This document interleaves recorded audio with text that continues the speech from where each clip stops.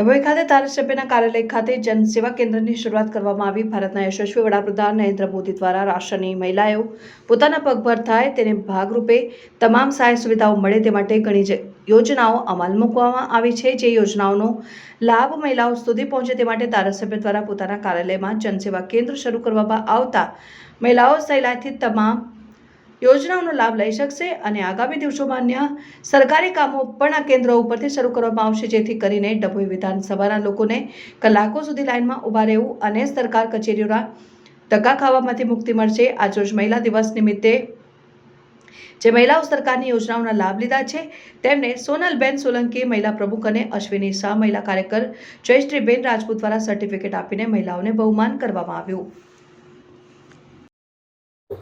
આજરોજ મહિલા દિવસ નિમિત્તે અમે આજે આપના જે વડાપ્રધાન નરેન્દ્ર મોદીજી છે તેમને મહિલાઓ માટે ખૂબ સારી બધી સહાયો યોજનાઓ કાઢી છે અને એ યોજનાઓના બહુ મહિલાઓ લાભ લઈ રહ્યા છે અને તે ભાગરૂપે અમે ડભોઈ વિધાનસભાના અમારા ધારાસભ્ય શૈલેષભાઈ મહેતા એમના માર્ગદર્શન હેઠળ અને એમના કાર્યાલયે જનસેવા કેન્દ્ર ખોલવામાં આવ્યું છે।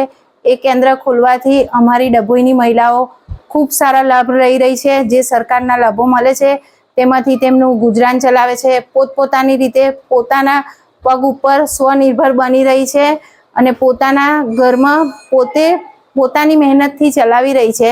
તે બદલ અમારા ધારાસભ્ય શૈલેષભાઈનો પણ ખૂબ ખૂબ આભાર માનીએ છીએ, કારણ કે એમને જે જનસેવા કેન્દ્ર ખોલ્યું છે એનાથી અમારી ડભોઈ વિધાનસભાની મહિલાઓ ખૂબ સારા લાભ લઈ રહી છે અને એ લાભથી જેમ બને એમ બધી મહિલાઓ આગળ આવી રહી છે અને મહિલાઓને આજે એ ભાગરૂપે અમે અહીં મહિલાઓને સર્ટી વિતરણ કરી અને એમનું બહુમાન કરવામાં આવ્યું છે। જે મહિલાઓને સરકારના લાભ મળ્યા છે તે લાભ મળતી દરેક મહિલાને સર્ટી આપી અને એમનું બહુમાન કરવામાં આવ્યું છે।